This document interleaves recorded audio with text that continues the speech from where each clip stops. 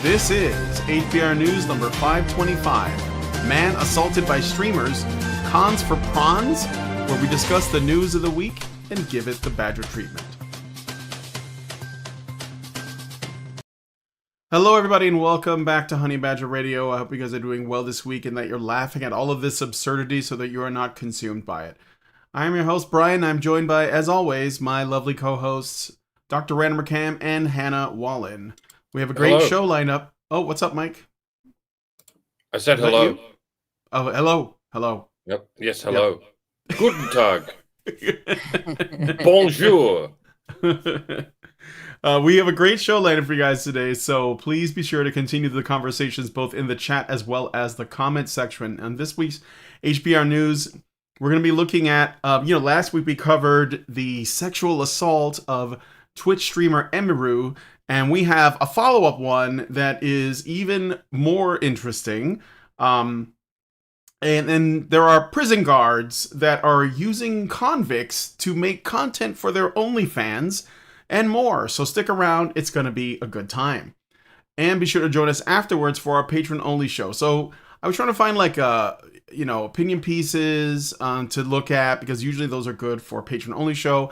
I did not look up to see what Arwa Madawi was up to. I just couldn't be bothered. But I did get in something kind of interesting came across my desk.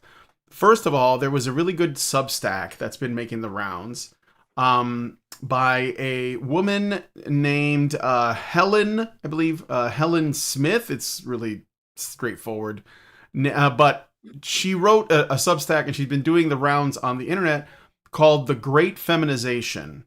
And I thought it was pretty interesting. But also, there's a pretty big Gamergate YouTuber right now who has his own website called Smash JT. And he recently gave me a shout out on his channel and said he knew who I was and that he was a fan. So he must know about this channel because my channel doesn't get any views. So we might look at that. And once again, it just shows that Honey Badger Radio was basically like on the cutting edge of the culture war. So people who are talking about the culture war now that are trying to understand what's going on in it and so on, they're kind of like going to have to come across content like ours, if not our content. So this channel is at least gaining subscribers, by the way. Unlike yes. Honey Badger yeah, Radio, we are. That's true. Unlike my channel, which loses 30 subscribers every month and another 30 subscribers every time I publish a video. Badger Live Streams is gaining about 100 subscribers a month, which is about it's Helen normal. Andrews, by the way, not Helen Smith. I'm sorry. Go ahead. But yeah, that's why you should all come to this channel and give it some love, because it hasn't been a line of code hasn't been added to an algorithm with regards to this channel as of yet. So please give it some love. It's the only channel in our empire that is on the up. Now, if you can also smash that like button, it really helps us reach more people if you're able to. And for those of you guys who are following on Rumble, thank you for doing so, because we want to make Rumble the more viable platform, if at all possible. So shout out to the Rumble gang. Shout out to all of you guys for supporting us. And now we're going to get into... And shout out to Helen Andrews for saying feminization when that's simply another word for feminism. Well, she's not avoiding the topic of feminism, but she's taking it further. Well, so in the title she is, and that's quite clever. Oh yeah, I guess so. Yeah. Well, you have to be careful, because what she's talking about is essentially that feminists run everything, and so you have to figure out how to get around it so you can talk, because otherwise they'll shut you down. But yeah, so we might look at this a bit in the Patreon show and other things. So if you want to join us for that, you have to become a Badger yourself by going to feedthebadger.com and starting a monthly subscription. As I said, $5 a month will get you into our Discord. We'll be able to watch all of the additional content, and that includes patron shows and things of that nature. And if you don't want to wake up one morning to find that we've been yeeted from the internet, go to badgerfeed.com. That's Badgerfeed. No. Yeah, it is badgerfeed.com. That's where all of our content lives. All right. So now we get into today's stories. So let me get my write-ups here because I did them all, so it's fine though. So we have this Twitch streamer, Lynn, pictured here, known as Nina Daddy is Back, I guess, and Zoe Spencer faced swift backlash in October last week when a May 2024 live stream clip resurfaced. So there was an older live stream that sort of live stream that resurfaced in, I guess, surrounding like, you know, all these things about Twitch, sexual harassment and things like that. And it showed them restraining and twerking on FaZe Silky's assistant, Said, I don't know any of these people because I'm old, who appeared visibly uncomfortable and attempted to escape. In the video, Lynn holds Said down on a bed while instructing Spencer to do your shit, prompting accusations of on-stream sexual assault. So I actually have the video. So why don't we just look at it?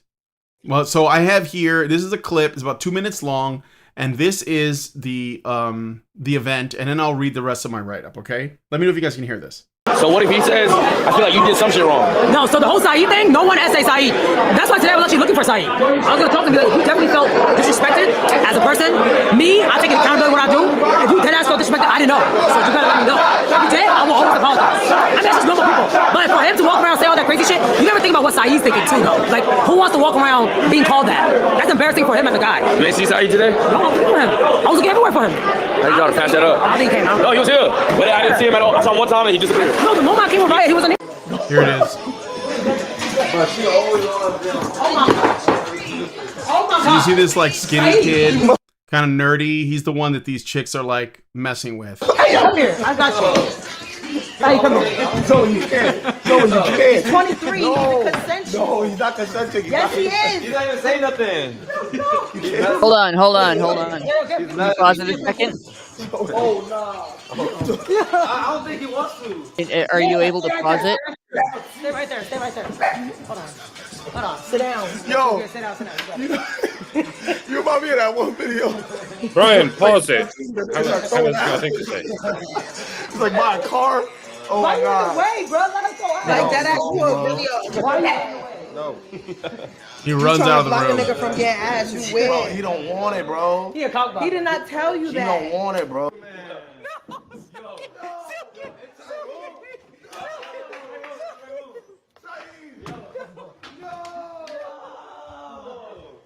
Now they got it. Take all of this off. Take it off. Hey, yo, cut the cameras. Yo, cut the cameras, bro. Zo, do your shit. Look at my Louis Vuitton scarf. Hold on, bitch. No outside clothes on the bed. Hold on. What's going on? Yeah, we'll get that bag. It's a nice bag. Hold on, this is a nice bag. Yo, how much this cost? Turn around. They're trying to take his pants off now. All right, I'm gonna Yeah, stop it there. Can you go back to the beginning? Yeah, to the beginning of the video where she's talking. The whole the beginning of the not the beginning of the video, the beginning of the assault. Oh, Name's Saeed, by the way, just so you don't. yeah, Go I back to the don't know, beginning. man. All right, here. But she always on them. Oh my God. Saeed. Is that the bit you want All to right. see? Nope, the part where I asked you to pause it. Oh, I'm sorry, I couldn't hear you telling me that. Yeah. Right here. A little more, just a little more. She's gonna say something. But she always on them. Oh my God. Saeed. Did I miss it Keep again? going. Keep I going. got you.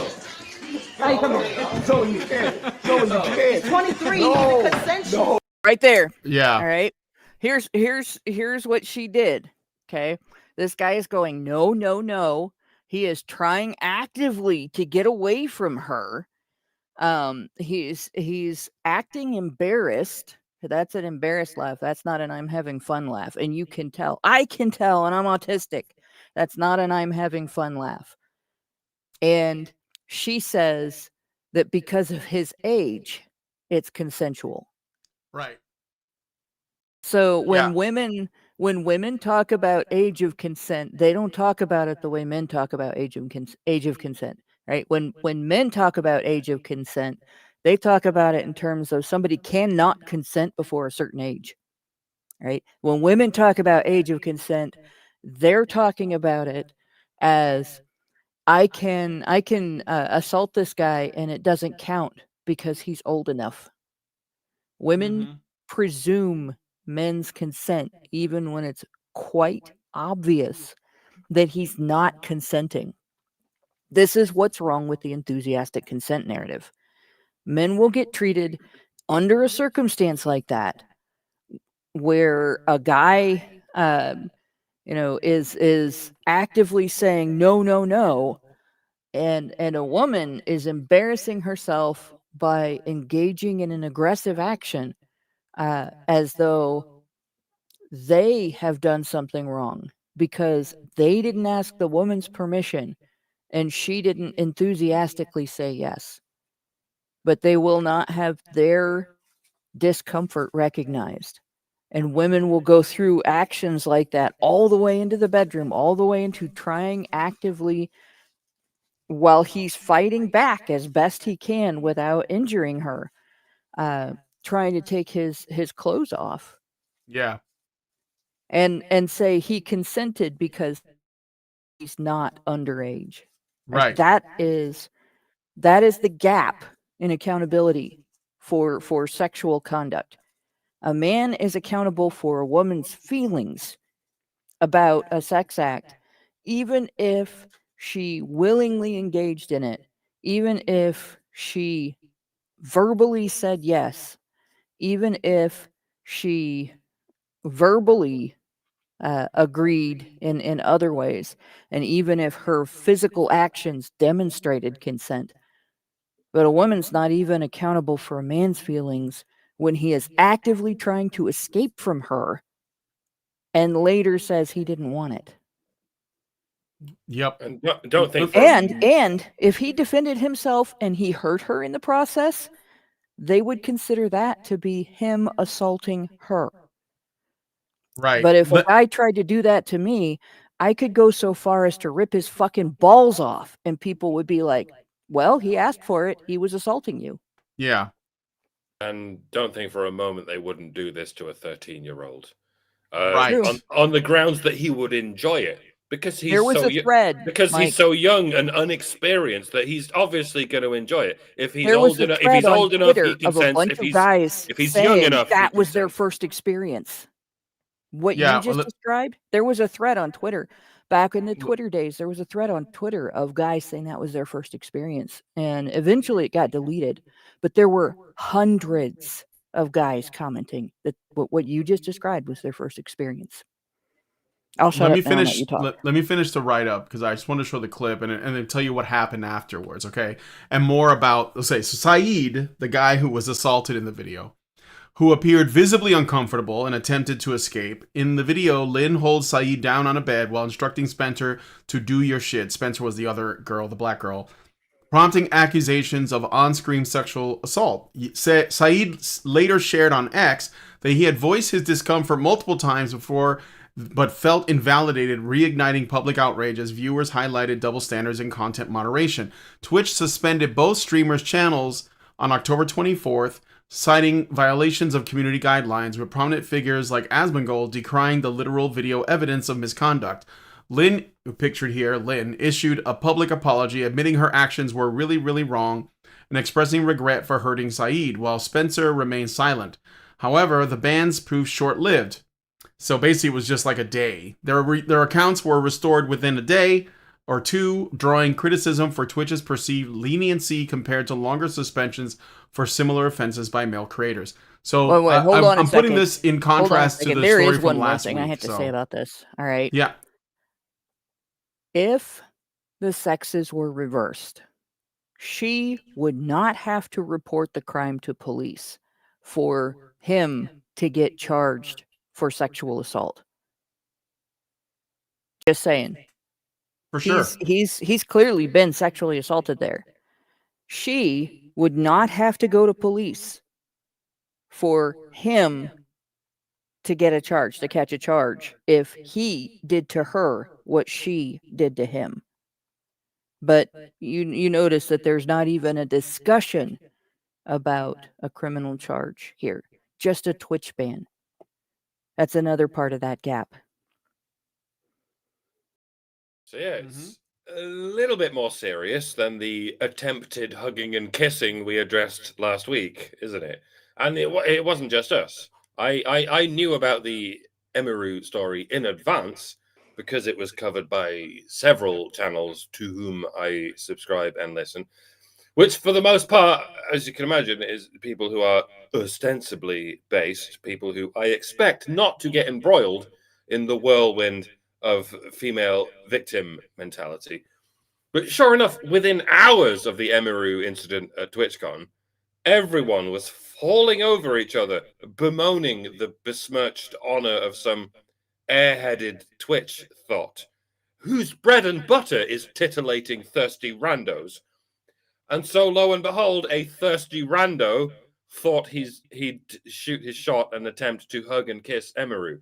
Outrage across the board. OMG, it's a sexual assault. Get me my smelling salts. Something must be done. Cut to this week when we find out about this Saeed chap, someone's personal assistant, a man who was absolutely not in the business of titillating anyone, gets pinned down and attacked with an anus. Yes, attacked with an anus. You can call it twerking when it's just hitting air, but when it's making contact with a person, it's hitting someone with an anus.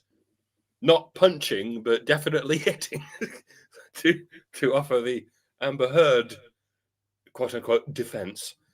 Yeah, and to further invoke Ms. Heard, shitting in someone's bed isn't a million miles away from thrusting your anus onto someone. You may or may not consider it to be a serious sexual assault, but even if it is or isn't, it's certainly unsanitary. I mean, a man's lips can be unsanitary, sure, but it's surely a hell of a lot worse when it's a woman's anus. I put it to you. I don't put my woman's anus to you. I wouldn't do that. It would be rude at best, Thanks, Mike. sexual assault at minimum, and chemical warfare at worst, depending on what's going on in the vicinity of the anus in question. And I wouldn't want to speculate what kind of diseases go on in the anus of the average Twitch thought, but I get a feeling it's less like a Japanese toilet and more like an Indian toilet, if you catch my drift. Yeah, and again, I have no intention of you catching my drift. That would be disgusting. And the icing on the shit cake is this incident happened 6 months ago. For six months, Twitch was sitting on this shit doing fuck off. Sorry. I'm not making these innuendos on purpose. They tend to appear spontaneously when you're talking about arse attacks. Rising. But yeah, not only did Twitch do nothing about this arse attack for 6 months, nobody else talked about it either. The supposedly based misogynists of the supposedly far right didn't care about it either. They're still not talking about it. It's apparently a total non-issue. I didn't even know about it until it appeared in the Honey Badger Discord last week, as is so often the case. So I suppose I'm not one to judge either. All I do is doom scroll through Twitter sometimes. I don't go looking for these stories. I have a small regiment of tenacious autistic news hounds to do it for me. But I think there's a reason everybody heard about the Emiru story immediately while this story remained in the shadows. It's because the mainstream left-wing media jumped on the Emiru thing instinctively. Why wouldn't they? It's an opportunity to paint a woman as a victim. And that's why the online right picked up on it instantly, because it's what the legacy left is talking about. The right makes a living watching the left like a hawk. That seems to be the pecking order. The left gets outraged about any possible feminist blood in the water, and then the right addresses that outrage. And that makes sense. The left is in charge of everything when it comes to the legacy media, and the right is trying to push back against it.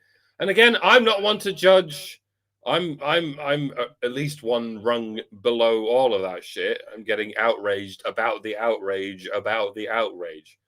But I'm glad that the Honey Badger Brigade is here with its tenacious autistic news hounds. It seems to be the only place that picks up on the stories that don't even make it into the pipeline, having not been picked up by the leftist legacy media in the first place. Namely, the stories where a man has been the victim of something and or a woman has perpetrated something.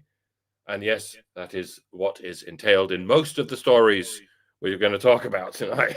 It's not big, it's not popular, it's not even necessarily clever, but somebody's got to do it. Dr. Random McCann, Monted News, Honey Badger Radio. So I got a question, actually. Was that guy wasn't a streamer that they assaulted, right? He was an assistant or something, A right? personal assistant to of a the streamer. streamer. So Yeah. he was he a paid worker? I don't know. Maybe Maybe. something like that. I mean, if he's a personal assistant, if he's a paid personal assistant, that's workplace harassment on top of being sexual assault. Yeah, sure. Like, again, this is you should be able to go to work and do your job without having to experience anything like this on the job. This is something that women have established, that this is inappropriate workplace behavior toward an employee. And it's not limited to just the employer. If a company interacts regularly with other companies and their employees are experiencing something like this from employees of the other company, there can be lawsuits. So this just got one step bigger. If it was a woman, there would be, and this was a paid woman who had to pay taxes on her employment and everything, like somebody who was getting money for the job. This was an on-the-job assault. There would be lawsuits. There would definitely be lawsuits. Women have established a right to cash in on this, because after something like this happens, it's hard to go back to the same workplace, and you often need therapy to get over it. And so you have expenses related to it. And also it's to punish the employer for allowing it to happen. So yeah, this is a woman engaging behavior that and treating it as ordinary behavior and nothing, inappropriate, no big deal. She's treating it, even, the idea of just apologizing publicly, like, oh, my actions were really, really wrong, I'm sorry.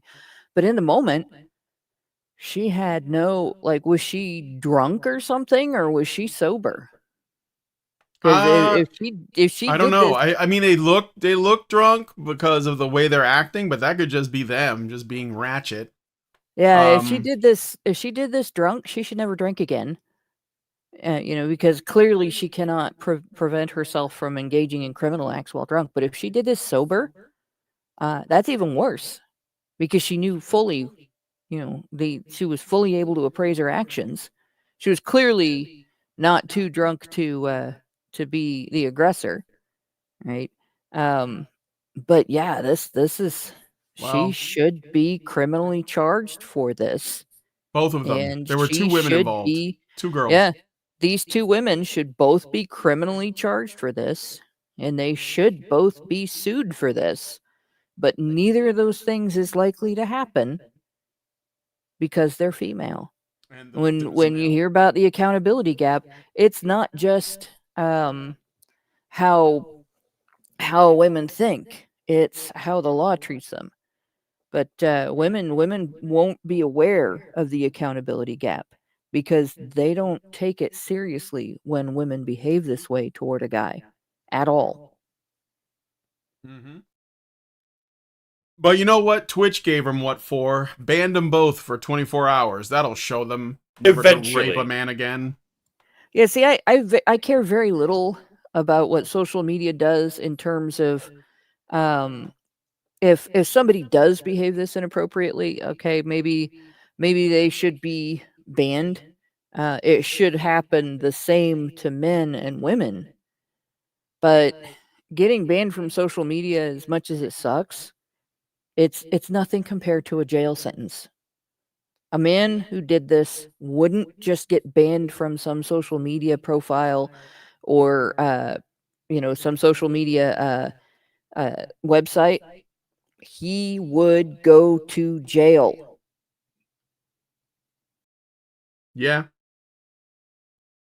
Yeah, no, I know. That's my point is I'm making a joke about the actual penalty, which is basically nothing. Yeah. A 24-hour Yeah, suspension on Twitch. That was basically the extent of what's happened. And the thing Twitch is was too, definitely one biased of the here, things worth pointing but, out is when the Emiru thing happened, people knew about it the moment it happened. Yeah. This is a live stream clip from May of 2024. So over a year ago. And it probably only resurfaced because of the Emiru thing. Someone may have come across and say, hey, wait a minute. Why wasn't this being talked about? And then like put it up, you know? Because if you think about it, I guess in a way we have the Emiru clip to thank for this one resurfacing and getting more traction than it did originally. There was But if one it we weren't looked for at a that, while this wouldn't have back. happened. This is over a year old. Yeah, there was one we looked at a while back that I thought of and didn't say anything at the time. It probably should have. Do you remember? God, I can't think of his name. He was a competitive gamer, and he won some sort of competition.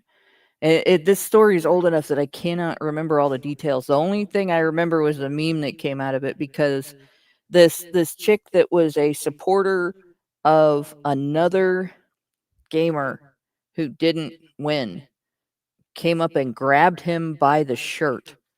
And this guy, he kept his hands back and he leaned away from her and just yelled for, whatever guy she was associated with to come get her. But the memes that came out of it because, he was really it was real slang, kind of like, who bitch is this or something like that. Oh, yeah, yeah. But this kind of stuff happens to guys all the time. And people just expect them to take it in stride. They act like it's no big deal. Women can be very childish in terms of their boundaries towards guys, and can portray themselves as having a childlike innocence while engaging in all forms of assault on a guy. And Right. people will treat it like they'll ignore it. They won't notice that it happened. They won't care that it happened. And if you bring it up and you start talking about it, people will actually get upset that you dare compare it to, quote unquote, what women go through. And women will get more outraged at a guy who notices if a woman is half naked in public than they will at a woman who has done something like this, somebody who has groped, somebody who has grabbed a guy in a way that is aggressive, like the chick in the who bitch is this meme. They'll get upset if you notice that behavior is inappropriate and a guy would not be tolerated engaging in that behavior. Rather than recognizing that actually women get a lot of lenience and guys get a lot of flack for the most minor things. Yeah. All right. So yeah, so like one last thing I'll say is, and then I got a super chat here. And by the way, guys, send us some super chows if you want to. Just go to feedthebadger.com/just-the-tip, and we'll read your super chows on stream. So that's feedthebadger.com/just-the-tip. But anyway, I will read the super chat. But before I do that, remember this generation of women, this youngest generation that's sexually active, is the rapiest in recorded history. So they're generally fearless and more aggressive sexually than any previous generation. And this usually expresses itself in the form of entitlement, which may have come from, like downstream of the sex positive feminist movement of the 60s, where you get, women that were allowed to be sexual, and then now you get women that are like aggressively sexual towards men just for fun too. It's really just like, not because they like those men or whatever, they just have something to prove. So, and yeah, so we're in uncharted territory. All right, anyway, Zeranx gives us $5. Thank you, Zeranx, and says, years ago there was a Law and Order SVU episode where a man was assaulted by 3 women.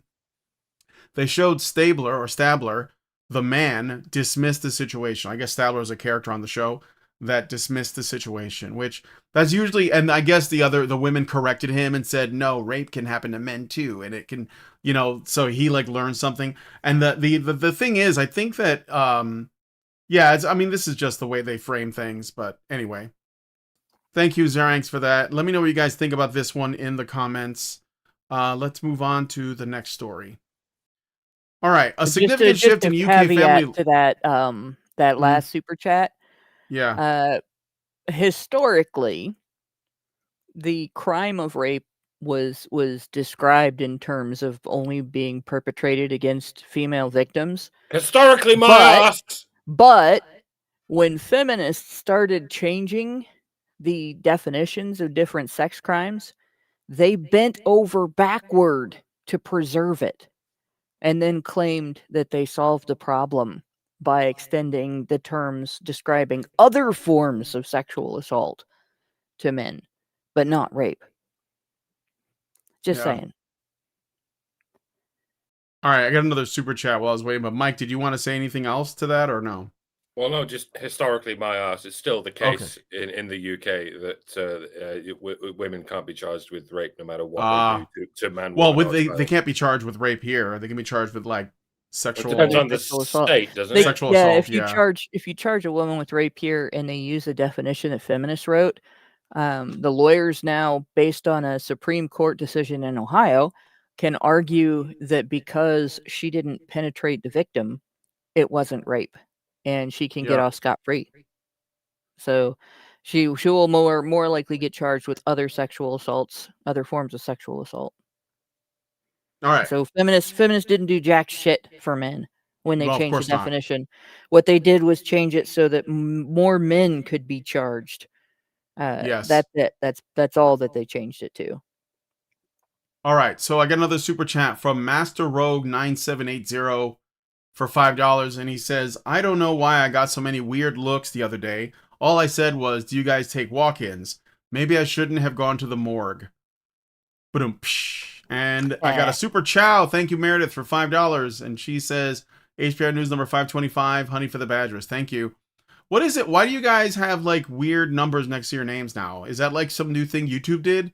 It's like Meredith G7716. What is that? Probably. And anyway, let me know what you guys think about that story in the comments. All right, moving on to the next one. A significant shift in UK family law was announced on October 21st, repealing the presumption of parental involvement under the Children Act 1989 in England and Wales. Under the Children Act 1989 in England and Wales. Previously, courts assumed contact with both parents was in a child's best interest unless proven otherwise, often leading to unsafe arrangements for children exposed to domestic abuse. The change requires judges to evaluate each case individually, prioritizing evidence-based assessments of the child's safety, well-being, and voice over automatic parental access. This reform, stemming from a 2020 government harm panel report and recent findings on court failures, aims to prevent instances where abusers exploit the system for continued control, with implementation pending parliamentary time. Domestic abuse campaigners, survivors, and legal experts have welcomed the move as a victory for children and a step toward justice, though they stress it's not a complete fix. Figures like barrister Dr. Charlotte Proudman highlighted how it could save lives by curbing forced contact with abusers, while Women's Aid CEO Farah Nazir noted its reorientation of court priorities towards survivor safety. Campaigner Claire Throssell, whose sons were killed by their abusive father after court granted contact, expressed cautious hope for future protections. Experts, including Domestic Abuse Commissioner Dame Nicole Jacobs, call for mandatory judicial training to recognize abuse patterns and eliminate pro-contact biases, ensuring the reform truly safeguards vulnerable children. Okay. Wait, wasn't the idea always about the safety of children above all else? It was framed as the best interests of the child, but what that means in practice is the mother gets custody because women are better than men. So surely the safety of children above all else also means in practice the mother gets custody because women are better than men.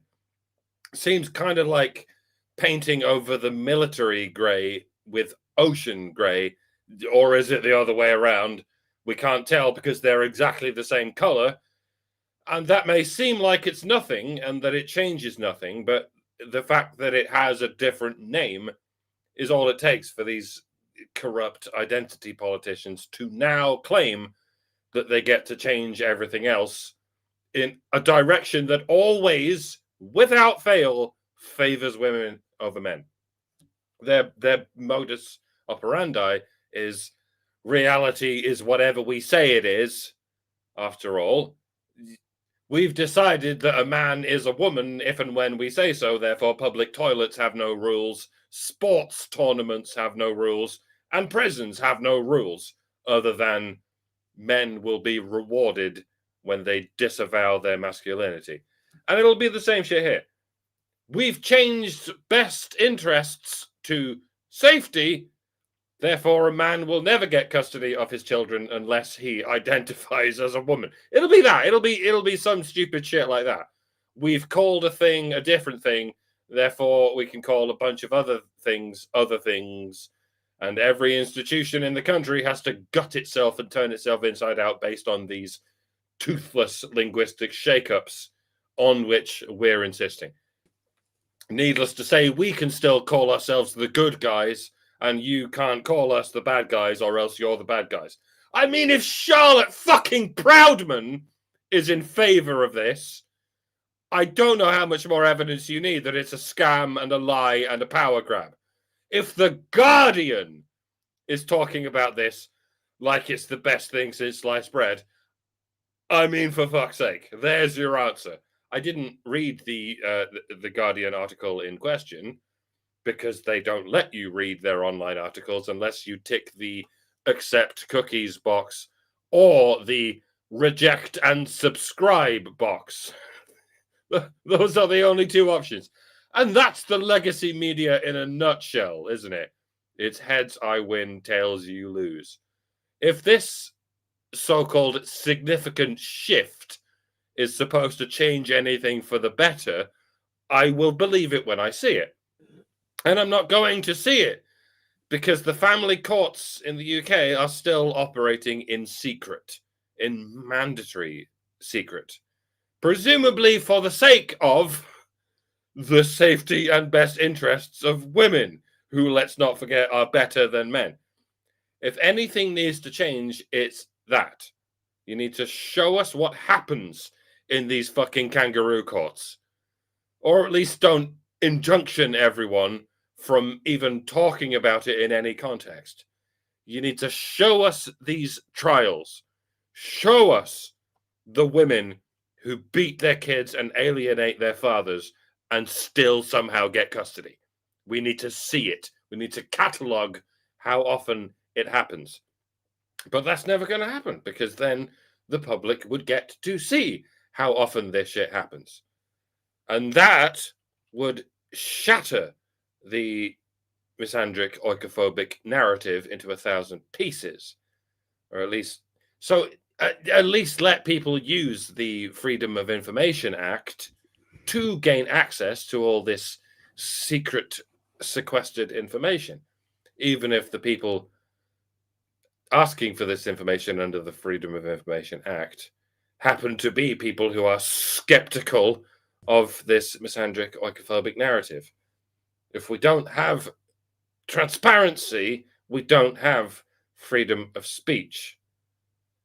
So yeah, give me transparency or give me death. Narrator's voice, he was given death.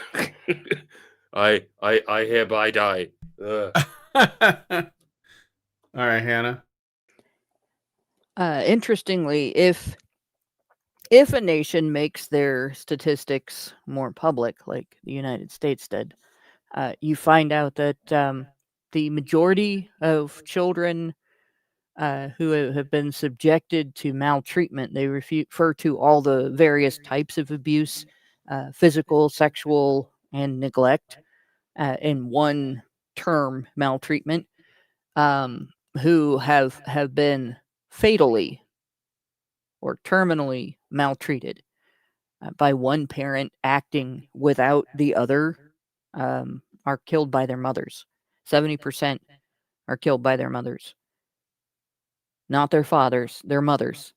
But when you hear talk about how the courts should discriminate against parents universally by denying them equal custody on the basis of the possibility that a percentage, and we're talking about a fraction, tiny fraction of parents, that do this, but the majority of them are women. The courts are being admonished to discriminate against fathers. And this isn't one that can be like, I know a lot of people, oh, it's the stepfather, it's the step. No, there's a statistic for parent and other. And in the US statistics, stepfathers are counted as fathers and stepmothers are counted as mothers. So it's the female parent in all those cases. Now, maybe mostly stepmothers, I don't know. But it's not biological fathers. And that is the point. Only about 30% are killed by a father, whether it is the stepfather or the biological father. And the majority of abuse perpetrated is done to boys. The majority of abuse perpetrated by one parent acting without the other is done by mothers. The majority of abuse perpetrated in conjunction with another person that isn't the other parent is done by mothers. So we're talking all of the statistics. When you look at other areas outside the home where children get abused, it's most often in daycare, which is run by women. In fact, it's very hard for a guy to get a position as a daycare worker at all. And he's treated as suspect, not as an equal worker when he does get a job. So, again, the majority of perpetrators of child abuse are women. The majority of killers of children are women. And that is not counting the 3 in 10 pregnancies that is in the world that is terminated by elective abortion. Because if you counted that, the leading cause of human death in the world is abortion, is being aborted, being killed by your mother, in other words, before you're born. So this idea that men are dangerous to children and women are not, it's utter bullshit. Absolute utter bullshit. And the courts favoring mothers on the idea that mothers are safer than fathers are going to kill children.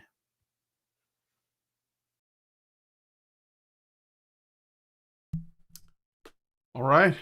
Well, thank you for those thoughts on that story. And yeah, I agree. Transparency is what we need. When you hear Charlotte Proudman, red sirens should be going off for sure. All right, Oh, I got yeah. a super chow from Zeranx for $10.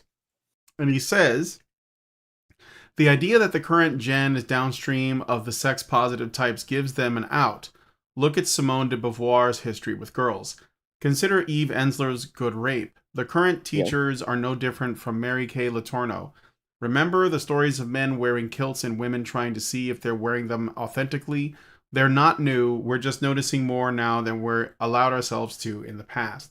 Well, I'm not saying it never happened. I'm saying that there's a certain level of, because then the data, like I said, bears out that at least for as long as we've been recording it, this generation of women, the Generation Z, the Zoomer women, are the rapiest in recorded history, which means they're maybe we are changing the way we measure these things. I'm not saying that doesn't happen.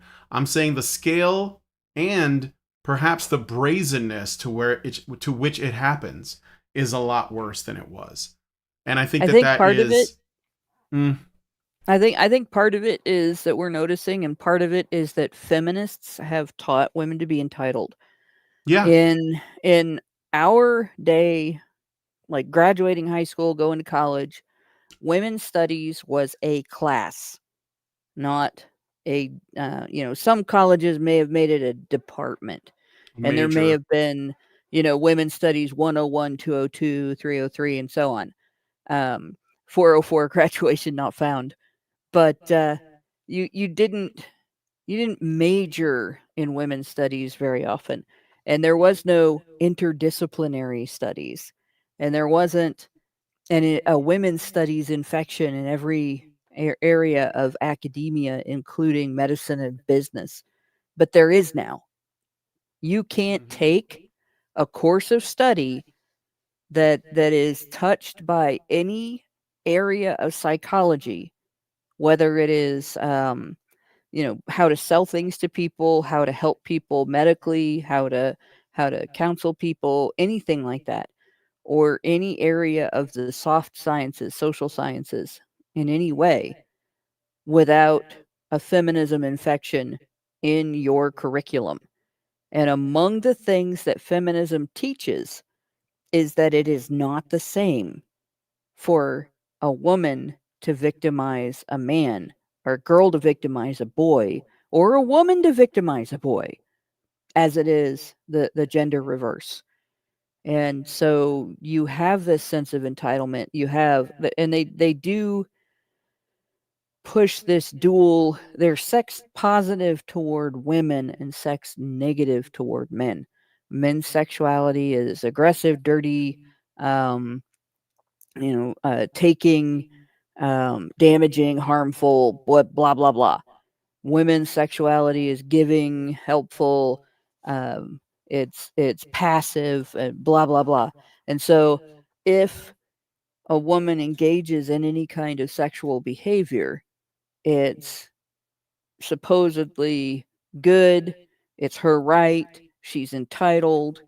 You're slut shaming her if you criticize what she did, even if she's trampling someone else's boundaries, even if she's engaging in something a man would go to jail for, even if she's not welcome to engage in it, even if she's hurting somebody, right?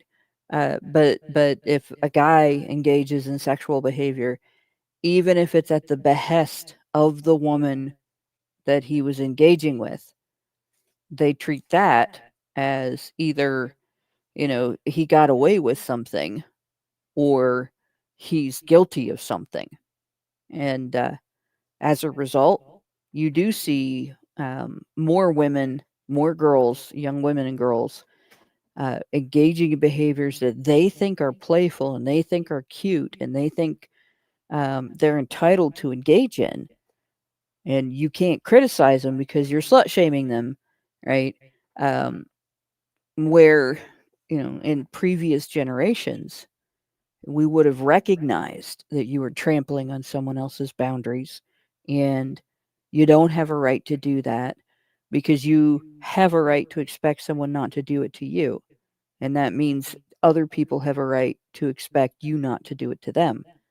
That's been overwritten by feminism where girls are concerned.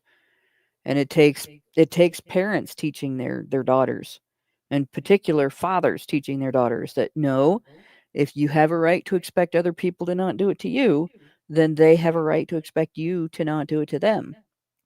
For girls to understand that.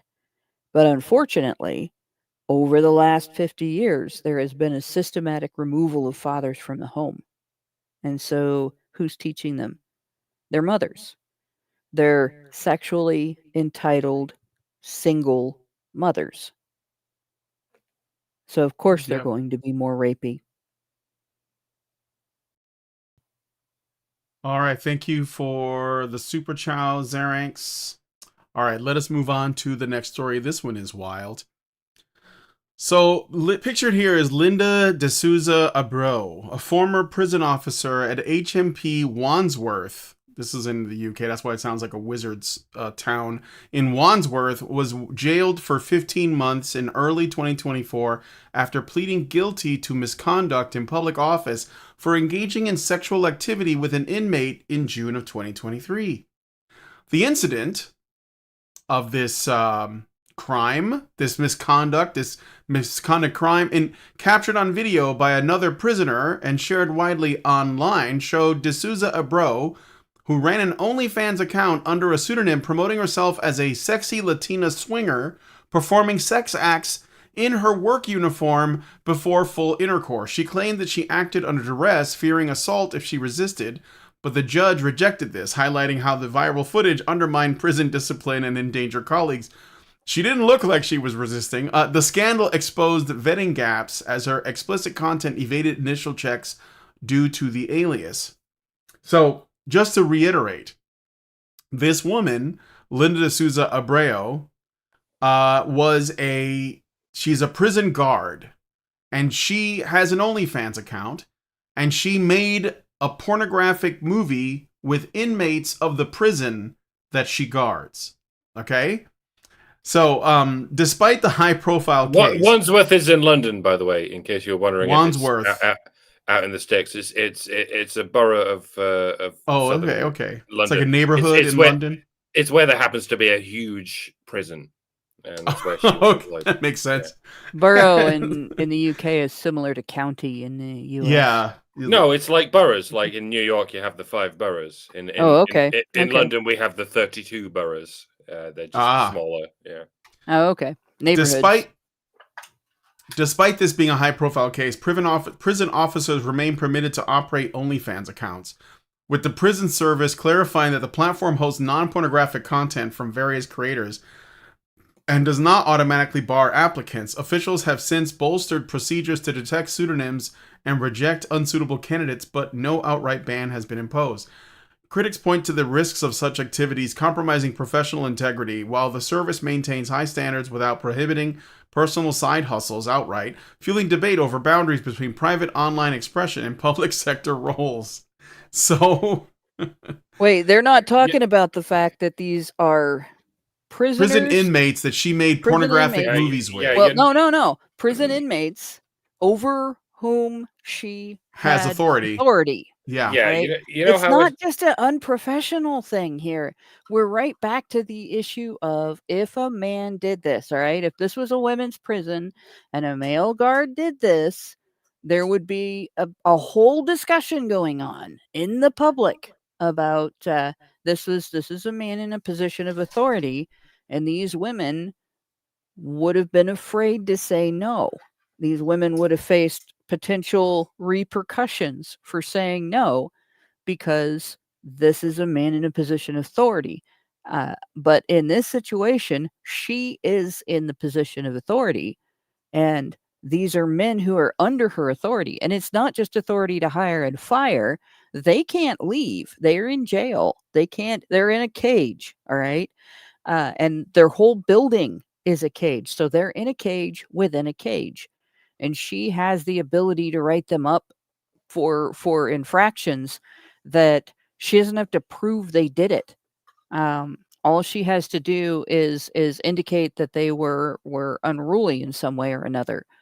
And if they get in trouble like that, they lose rights in prison that are considered to be privileges, things that you get to do anytime that you want, like go shopping, They have a internal, I think it's called a canteen, an internal place where they can get items like deodorant and cigarettes and stuff like that, and things that they use as an internal currency in the prison. And if they've traded favors with somebody and they owe some of that currency and they can't get it because she's written them up for an infraction, they get their shit beaten out of them by other prisoners. So this is a situation where there is a physical threat if these men tell her no. They cannot be considered eligible to consent to this. And she involved them in it. This is sexual exploitation. This is no different than sexual exploitation of students or patients suffering from dementia or intellectually disabled adults under your care. They can't be considered fully capable of telling her no. Not because they can't appraise their actions, but because they can face penalties for telling her no, and they know it. And it doesn't matter whether she threatened them or not. Her authority represents a threat. That is the standard that women have set for men. That if a man in authority does something like this, that the women can't be considered capable of consent. So because of that, again, this is a situation where, we're talking about whether or not this woman gets fired. She should be in jail. This is a woman who should be arrested and prosecuted because she has done something that feminists have deemed that men get charged for rape for doing. And she's getting away with it. If all she's getting is fired or publicly embarrassed, she's essentially getting away with what, because of feminists, could be prosecuted as rape if a man did it. Yeah, she's pleading to misconduct in a public office. So I don't know how serious that she's basically pleaded guilty to misconduct in public office. Probably not that serious. She didn't initially plead guilty. She pleaded duress. You know how she initially pleaded duress, which makes it even worse. Like, oh, poor me. Yeah. And again, you're in a position of authority. You're the one who can put the kibosh to the whole thing. In fact, this is something she should have blown the whistle on, not participated in. But I'm going to go right back to a misdemeanor is still getting away with it in that instance. Can you imagine when Brock Turner got 6 months for sexual assault instead of years for rape when he and a gal got drunk going together. back to got drunk together and were going back to his dorm together to have sex, and started in an alley, and then she passed out. And feminists showed up in my area because he came back to a community in the Dayton metro area. Feminists came here with guns capable of shooting through brick and mortar and patrolled the streets outside of his neighborhood, which means they protested with these guns in a neighborhood where other families lived and had kids. And they don't know if, those people wanted those guns in their neighborhood. They didn't know if those people wanted guns on the street in their neighborhood. They didn't know if they were setting off, alarm bells for gang activity in that neighborhood or anything. They just knew that they were protesting this guy not getting a heavy enough sentence. And that was in a situation where the victim, according to the court, was older than him, had graduated university and had gone to the party, partied with him all night. And again, they're not going back to the dorm room to play tiddlywinks, right? They're not going back to play Parcheesi, Monopoly, right? They're going back to play hide the salami. And but according to the law, since she passed out during it was a rape. And they didn't agree with the sentence, right? So this chick, like in my opinion, what she's pleading guilty to is nothing compared to what would happen if she was a dude. Yep, 100%. You know how I said earlier about how prisons have no rules, just like sports tournaments have no rules and whatnot. What with identity politicians scrambling our language with their arbitrary identity politics. Well, it doesn't just apply to the inmates who like to pretend they're women. It applies to the screws, the prison officers, in the event that they are females. If the inmates identify as women, they can go wherever they like within the prison system. And if the screws identify as women, they can do whatever they like within the prison system. Like, I don't even care about the OnlyFans thing. That's fine. There's nothing wrong with having a side job where you can earn some extra coin and maybe eventually earn enough to quit your day job. That's fine. Even if your side job is a bit dodgy. I mean, online prostitution is arguably more than a bit dodgy. Prostitution is a crime. It's only a legal loophole that it doesn't count as a crime as long as no bodies are touching each other. Whatever, you've gamed the system. Best of luck to you. My issue lies in this laughable notion that a prison officer acted under duress from a prisoner, as we've already covered. I'm sorry, what? In what world, if you please, can that happen? Under duress means that in one way or another you are, or you were, unable to escape the situation. Do I need to repeat that for those of you in the back row of Upside Down Land? Do I need to repeat that? The jailer was unable to escape the jailed. How in the electric blue fuck does that even happen? How can it happen? I suppose if the jailer is a small child and the jailed is a fully grown prison sculpted adult, yeah, all right, I can see how that can happen. And that's why we don't put children in charge of jailing adults. No kind of Stanford prison experiment is going to shift that balance, no matter what kind of weapon you give to the children. For the same reason, you probably shouldn't put 100-pound soaking wet women in charge of prison sculpted monsters. You shouldn't even put paunchy, wheezy, out of shape men in charge of prison sculpted monsters. You'll just be feeding lambs to the lions. Maybe the screws should be subject to physical qualifiers, just like firefighters and police officers are supposed to be given in the absence of DEI. Maybe Pete Hegseth should get involved. Like, get on the ground, give me 50 at a moment's notice, or you can't be trusted to control a bunch of hench psychopaths who have nothing to lose. Yes? No, and I'm not for a moment suggesting that this woman was actually overpowered in any way or was actually under duress as she initially testified. I think she was indulging in this fetish that so many women have for violent criminals. You all know the meme, random man, women bored and uninterested and drier than the Gobi Desert. Whereas random man, serial killer, women lose their shit and get wetter than an otter's pocket. And I imagine it's the same for lesbians. In the event that they're attracted to women, they're just as likely to be attracted to criminally violent women.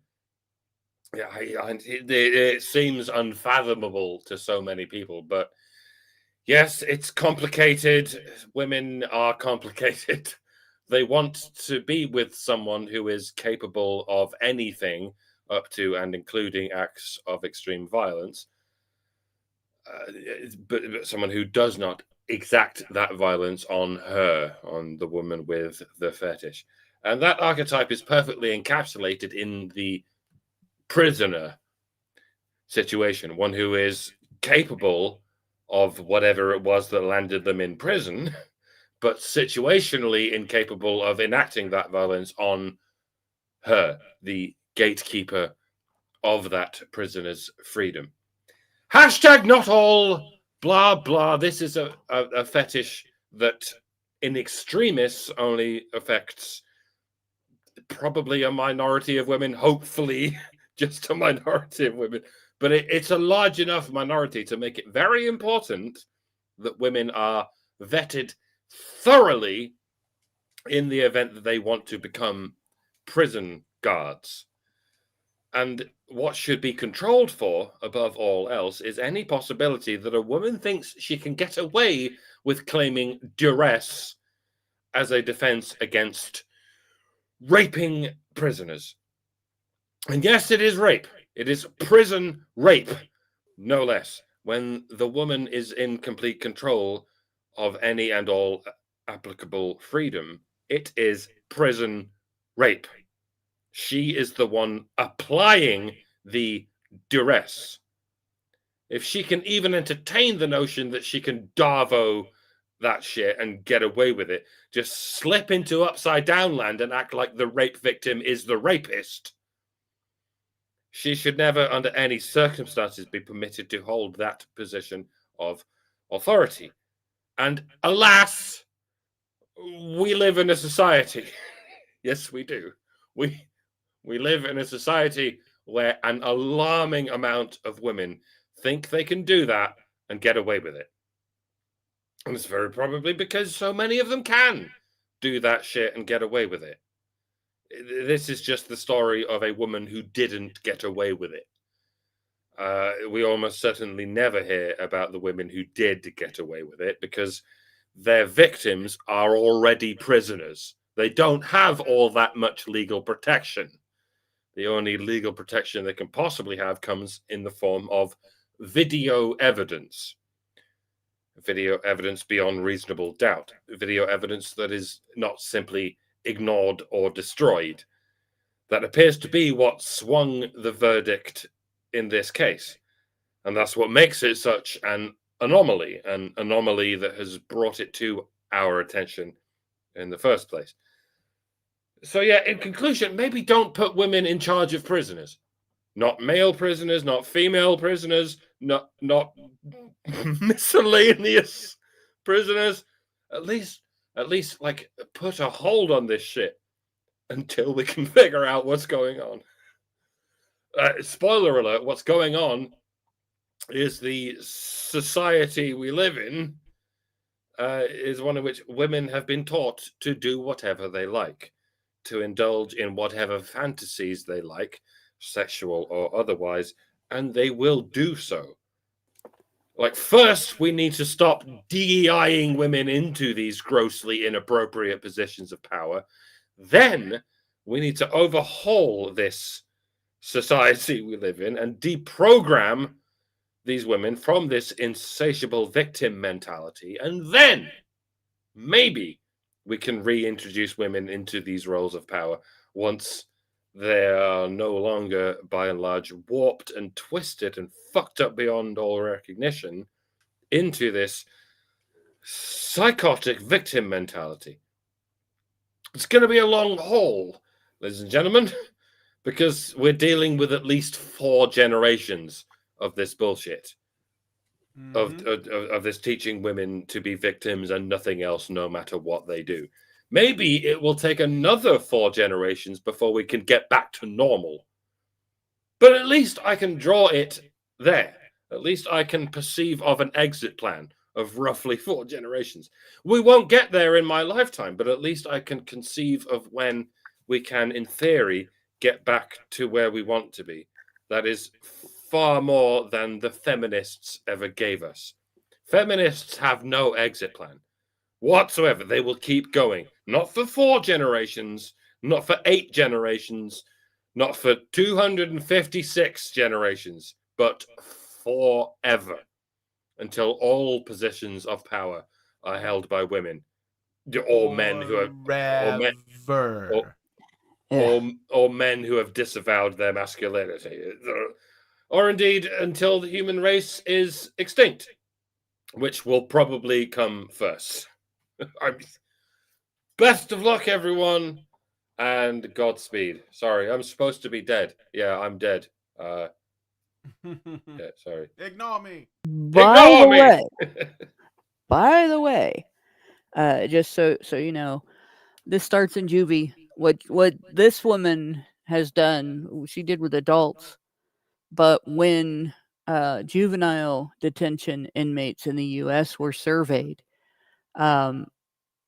approximately 58 to 60% of sexual misconduct that they reported being victimized by, they reported staff perpetrators, not other inmates, and approximately 95% of that was perpetrated by women alone, and another 2 to 3% was perpetrated by groups of adults that included women. So women were involved in between 95 and 98% of the majority of incidents of sexual victimization. And these were minors. These are boys, not men, that are reporting this. Mostly minority boys, and it goes as young as 10 years old.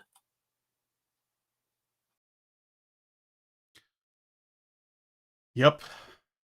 Well, let us know what you guys think about this one in the comments. Yeah, let's move on to the last story. So, pictured here is Shawn McMaster. And a federal jury has just awarded former Detroit police officer Shawn McMaster $58.4 million this month after dismissing charges of sexually assaulting his young daughter, which stemmed from a 2019 prosecution by Michigan Attorney General Diane Nessel amid a bitter custody dispute with his ex-wife, Joanna McMaster. The allegations surfaced during parenting visits in Michigan, but a 2016 recording revealed Joanna offering to halt a criminal probe in exchange for McMaster terminating his parental rights. McMaster, who maintained his innocence, endured 151 days in solitary confinement in Oakland County Jail before charges were dropped following scrutiny from the 7 investigators, which highlighted investigative flaws, including omitted exculpatory evidence like a therapist's report of the child admitting to lying and no medical confirmation of abuse. McMaster's 2021 civil lawsuit targeted Michigan State Police Trooper David Busacca and a former Assistant Attorney General Brian Kolodjej for constitutional violations, malicious prosecution, and excessive pre-trial punishment. U.S. District Judge Stephen J. Murphy III ruled that there was no probable cause for warrants, citing Busacca's omissions and Kolodjej's probe allegedly motivated by a personal relationship tied to the ex-wife. Kolodjej later resigned and was disbarred for unrelated misconduct. After a 3-week trial, the jury deliberated for a day and a half before massive award, which McMaster's attorney said compensated for lost job, reputation, and family ties. Despite the findings, Busacca was promoted to lieutenant, sparking criticism over accountability in law enforcement and prosecutorial oversight.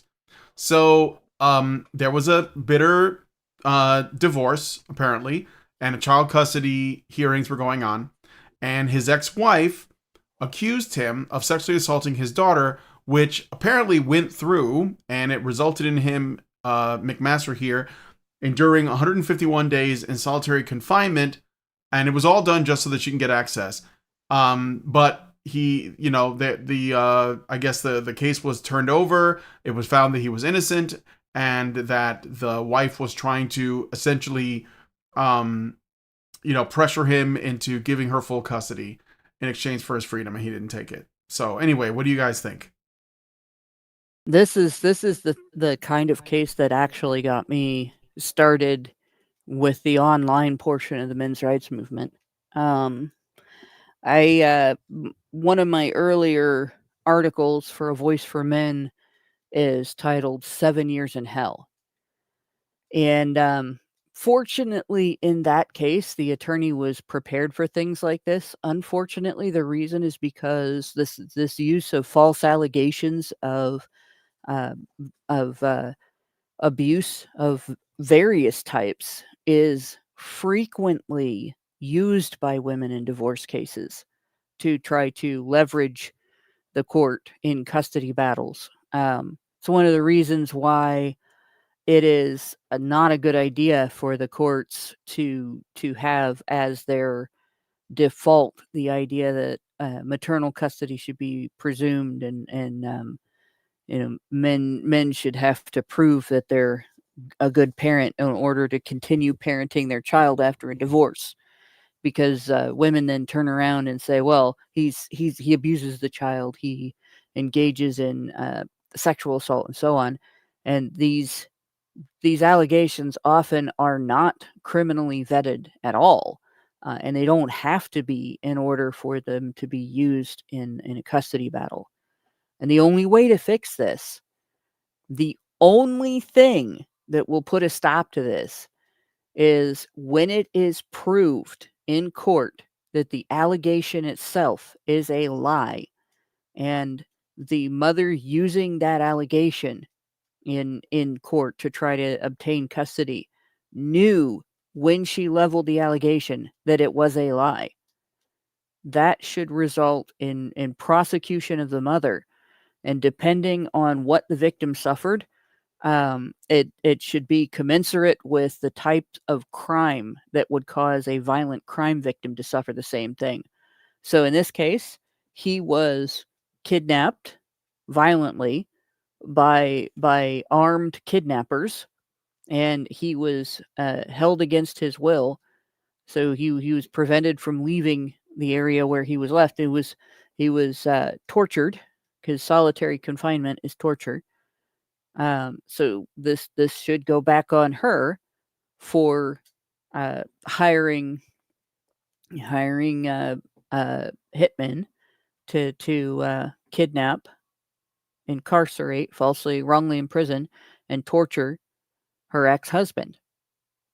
That should be the equivalent of what she's prosecuted for, and she should go to jail for the amount of time that a man would go to jail for if he kidnapped, wrongly imprisoned, and tortured a woman for that period of time. That is the only type of accountability that will stop women from doing this. In the 7 Years in Hell case, this continued with allegations as serious as rape that were demonstrably false. In fact, the accuser couldn't find a time in the life of the accused when he couldn't account for his whereabouts, because the rest of us that were friends with him were dividing our visitation time with him, like our time hanging out with him, so that there was no point in time when he didn't have a witness that could say where he actually was and what he was actually doing. He stayed on camera as much as he could. He kept receipts from every place that he went. He documented his whereabouts extensively in order to ensure that she could not do this to him, because the situation had already gotten that bad by the time that she made that allegation.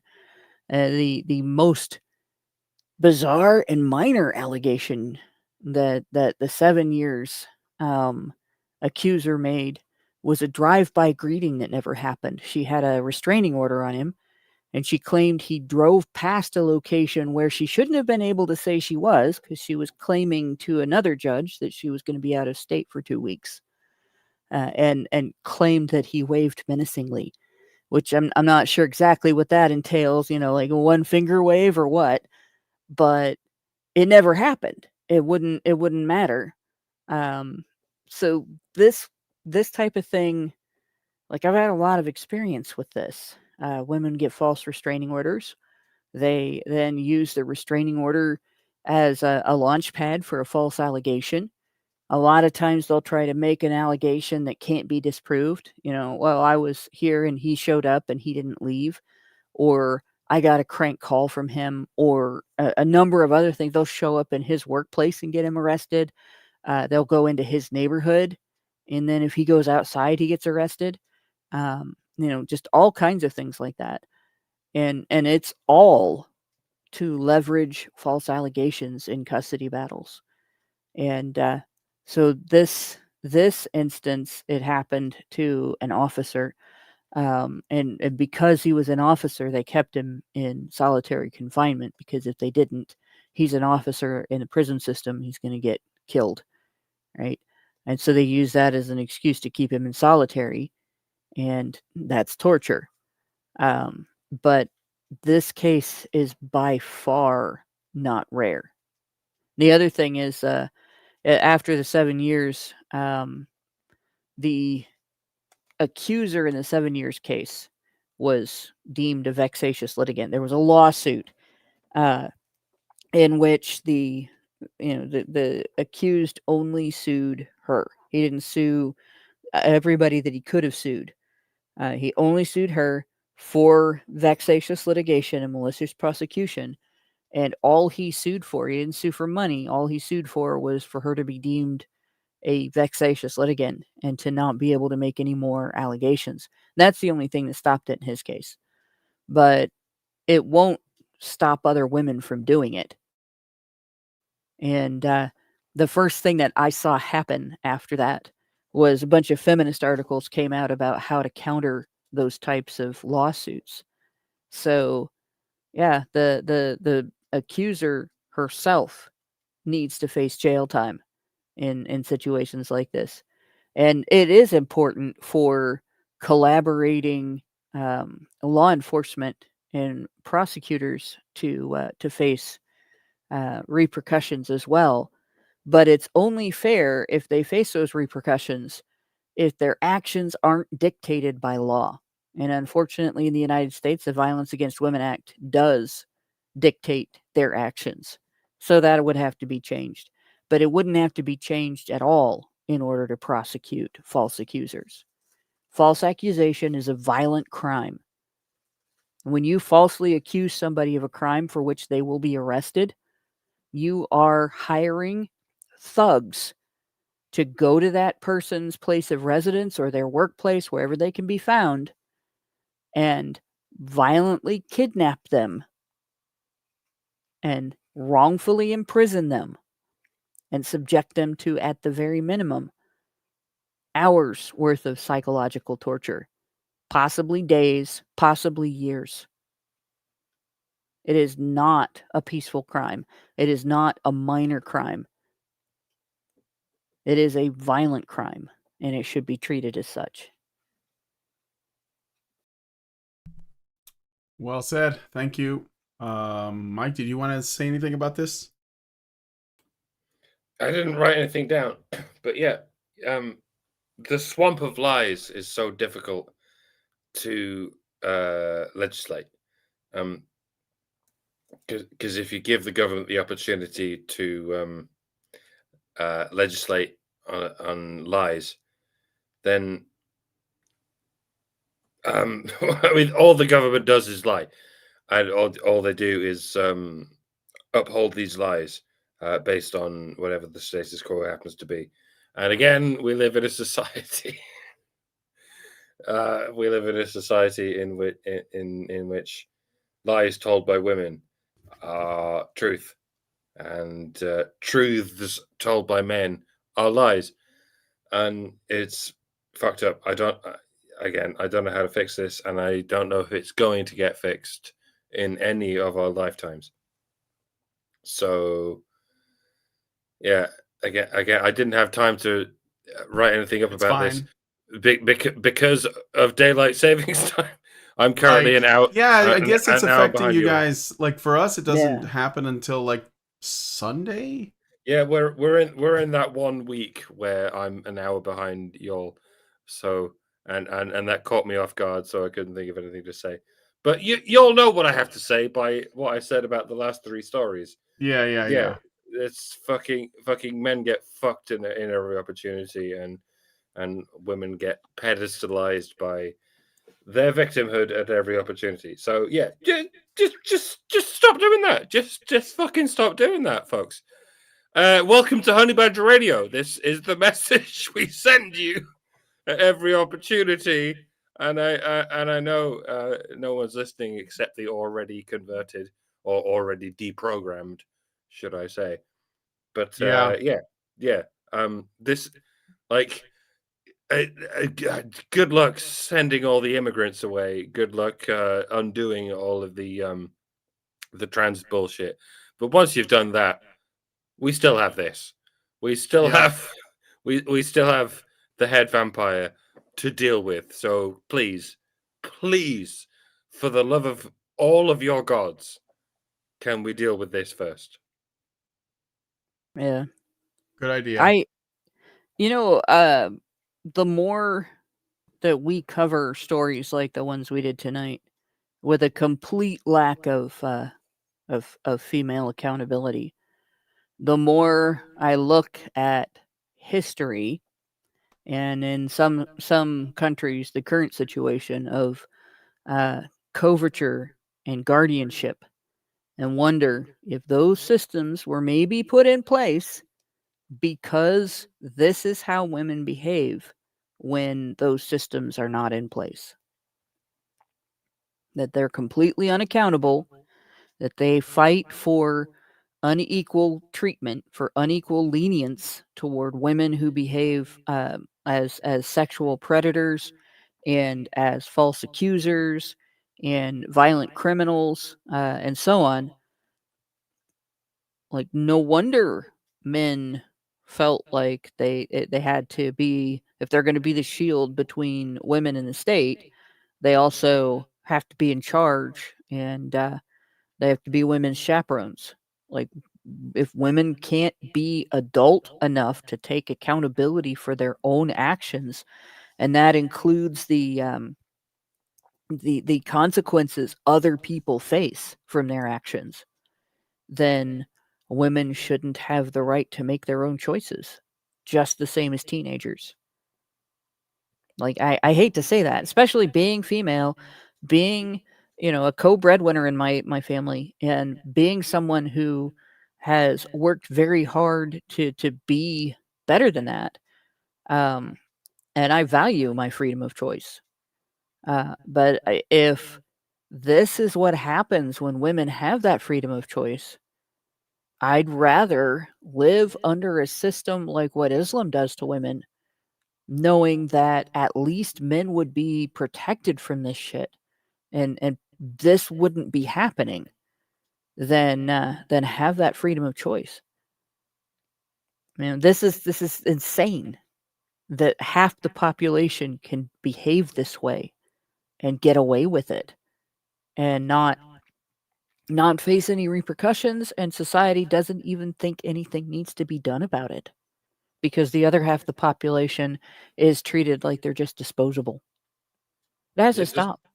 Needless to Either say, the Islamic situation would not fix this either. Islam that's the thing. Either is the we have to end go back to product of something like feminism. Either we have to go back to something like that. Either we have to go back to something like coverture, No, we have to or go we forward. have to start teaching women to be as accountable for the consequences of their choices as we expect men to be. Those are our only two choices going forward. If we go a different direction than one of those two choices, the world ends. All right. We are already in a situation where, again, 3 in 10 is almost a third, right? Almost a third of pregnancies in the world ends in elective abortion. The leading cause of human death in the world is being aborted, being killed by your mother. Yeah, We are in a situation where false allegations are common and they're getting denied. We are in a situation where men are being subjected to levels of abuse that cause them to commit suicide. just because they want to parent their children, and then they're getting called deadbeats because the mother won't allow them to see their child. We're in a situation where women can be in charge and still claim to be victims of things that they did to other people. If we don't change that, we're going to be in a situation where the world just goes down the toilet. Humanity will be an extinct species. Nature will heal because we'll be gone. So if we don't fix this, and the women can learn to be accountable, and men can stop tolerating unaccountability, and that's what has to happen. Because Yeah, but otherwise, like I said, we have to go back to something like coverture or guardianship. Maybe women will figure out that they can't act like this if that happens again. I hate to call for that. I'd rather see women be accountable, but it's got to be one or the other. It can't be wavering between the two for all of eternity, because we don't have that long.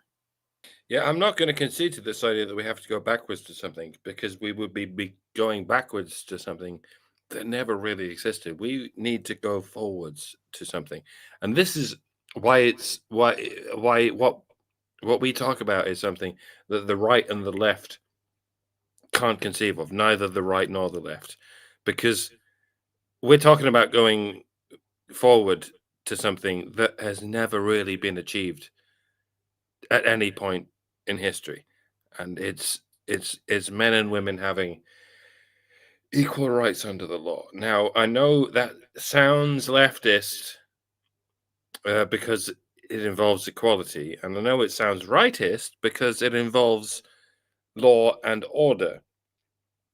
But we're at a point that's historically has never been predicted.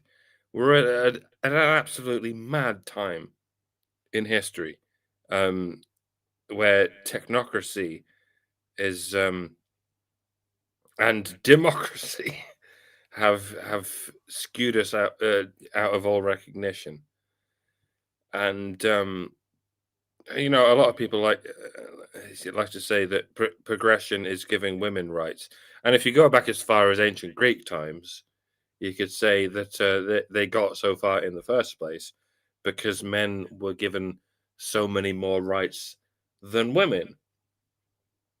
And yeah, those things are both historically conceivable, but like the world has changed so much in the past 100 years, in the past 200 years, and indeed in the past 1,000 years since romantic chivalry. Let's not forget that the world hasn't been changing since the advent of feminism. Feminism's only been around for 100 years, but romantic chivalry has been around. 250 years. The romantic chivalry has been around for 1,000 years at least, and until we can get our heads around that, we're not going to be able to fix the problem that we in the manosphere are all talking about.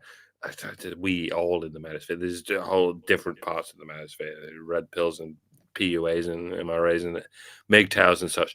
But yeah, no, it's that's what makes it so difficult to find the right answer, and the right answer is not regressive or progressive. It's just looking at men and women and the fact that they are different. But there are many ways in that they should not be treated differently among the law, and then we have to address what the law even is, and how we've been going wrong with our approach to the law, and that's where we get into the subject of democracy and whether that was even a good idea in the first place. And that's there's this can splinter off into all manner of things. And yeah, sorry, there's no one easy solution, but we can't let our left wing opponents describe what progressivism means, because it's not progressivism; it's just left wingism. Nor can we prescribe everything that our right wing opponents consider to be traditionalism, because traditionalism is I mean, romantic chivalry has been around for so long that it's made feminism a part of our tradition, and we need Well, to be there like, is no, no, one. just There's one thing I'm because gonna just be- interrupt to say just here. because it Let's- looks traditional doesn't mean This it is is something that's traditional. very important to understand, right? The cure for unaccountability in women is for girls to be raised by their fathers. Yes. Even if their mothers are part of that, even if mother and father in conjunction with each other, they cannot be raised without their fathers.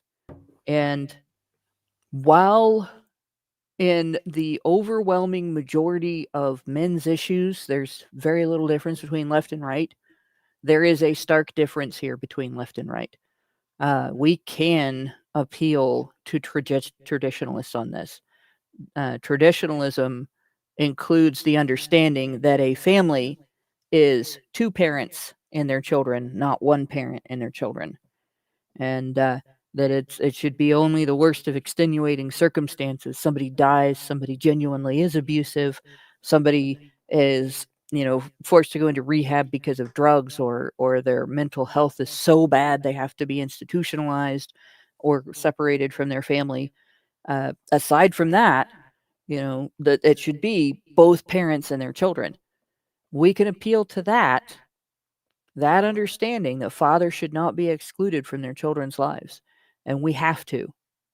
It is vital to the future of the entire human race that the men's movement recognize that appealing to government officials that are on the right side of the aisle,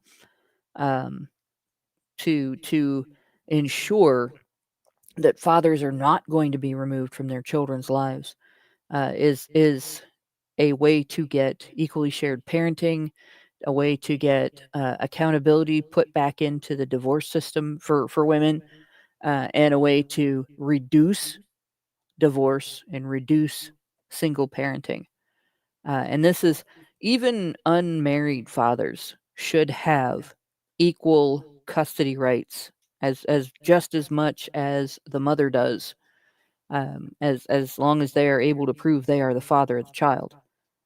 And we should be writing to politicians. We should be influencing the public through comments on social media and news articles. It is absolutely vital. This is the biggest push that should be happening in the entire men's rights movement, that fathers must not be excluded by outside forces from their children's lives. If he chooses to abandon, that's on him. But most of the time, it's not him choosing to abandon. It's she doesn't think that he needs to be there and she doesn't let him in. Or the state doesn't think that he needs to be there and the state doesn't award him custody. That is what needs to happen.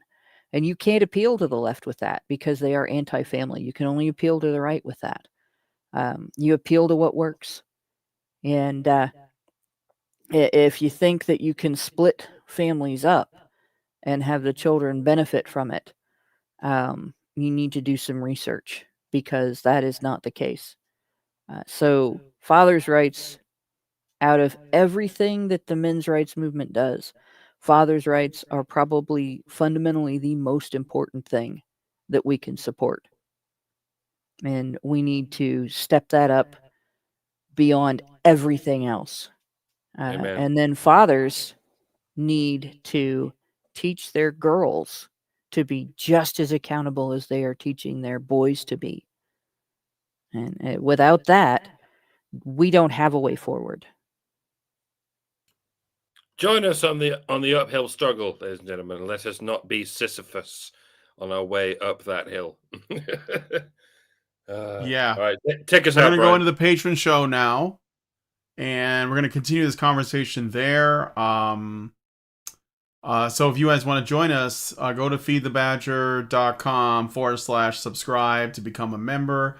$5 a month will get you into the Discord, where you'll be able to watch all the additional content, and you will make us happy.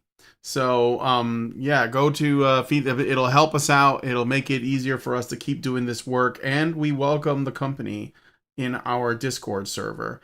And if you don't want to wake up one morning to find that we've been yeeted from the internet, again, that's badgerfeed.com for that.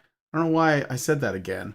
But anyway, yeah, so thanks guys for coming on the stream. Thank you to Mike and Hannah for helping me out. If you guys like this video, oh, I got another super chow. That's right. Richard Beer gave us 5 and said, "What do you get for the woman who has everything? Penicillin." Thank you. Penicillin right. doesn't cure that much anymore. A lot of stuff is antibiotic. You know, there's antibiotic resistant gonorrhea now. Body count matters. Oh God, yeah, right. If you don't want to make super gonorrhea, super No, chlamydia, maybe. Well, what's really scary is syphilis is a bacteria. It's not a virus. So if it becomes Yeah. antibiotic resistant, we are fucked. That's what I'm saying. Yeah, for sure. Yeah, yeah. Body count So- matters a lot. It's a hygienic issue. It's not a moral issue, and you have every right to reject a woman whose body count is too high. Yeah.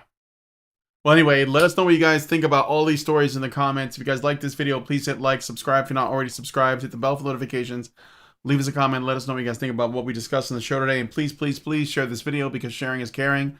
Thank you guys so much for coming on today's episode of HBR News, and we'll talk to you guys in the next one. See you next Chlamydia is the way forward.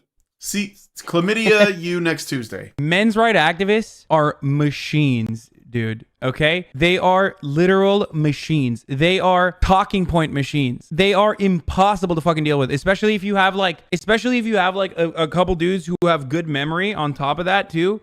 Holy shit, you're fucked.